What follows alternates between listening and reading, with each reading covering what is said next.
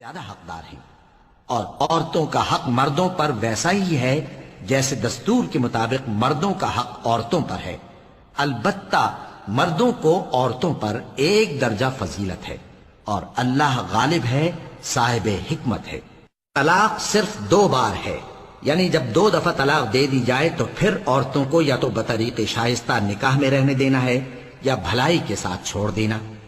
اور یہ جائز نہیں کہ جو مہر تم ان کو دے چکے ہو اس میں سے کچھ واپس لے لو۔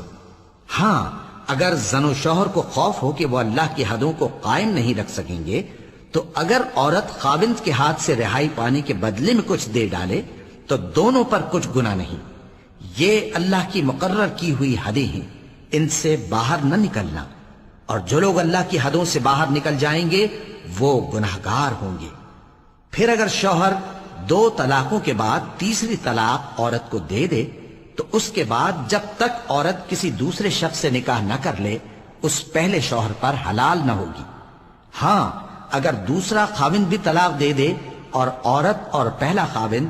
پھر ایک دوسرے کی طرف رجوع کر لیں تو ان پر کچھ گناہ نہیں، بشرطے کہ دونوں یقین کریں کہ اللہ کی حدوں کو قائم رکھ سکیں گے، اور یہ اللہ کی حدیں ہیں، ان کو وہ ان لوگوں کے لیے بیان فرماتا ہے جو علم رکھتے ہیں۔ اور جب تم عورتوں کو 2 دفعہ طلاق دے چکو اور ان کی عدت پوری ہو جائے تو انہیں یا تو حسن سلوک سے نکاح میں رہنے دو یا بطریق شائستہ رخصت کر دو، اور اس نیت سے ان کو نکاح میں نہ رہنے دینا چاہیے کہ انہیں تکلیف دو اور ان پر زیادتی کرو، اور جو ایسا کرے گا وہ اپنا ہی نقصان کرے گا۔ اور اللہ کے احکام کو ہنسی اور کھیل نہ بناؤ، اور اللہ نے تم کو جو نعمتیں بخشی ہیں اور تم پر جو کتاب اور دانائی کی باتیں نازل کی ہیں جن سے وہ تمہیں نصیحت فرماتا ہے ان کو یاد کرو، اور اللہ سے ڈرتے رہو، اور جان رکھو کہ اللہ ہر چیز سے واقف ہے۔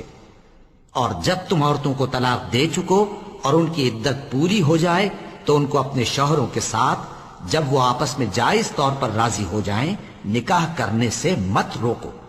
اس حکم سے اس شخص کو نصیحت کی جاتی ہے جو تم میں اللہ اور روز آخر پر یقین رکھتا ہے، یہ تمہارے لیے نہایت خوب اور بہت پاکیزگی کی بات ہے،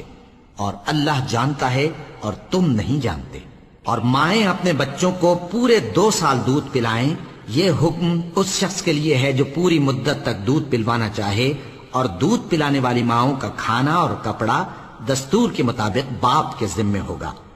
کسی شخص کو اس کی طاقت سے زیادہ تکلیف نہیں دی جاتی، تو یاد رکھو کہ نہ تو ماں کو اس کے بچے کے سبب نقصان پہنچایا جائے اور نہ باپ کو اس کی اولاد کی وجہ سے نقصان پہنچایا جائے،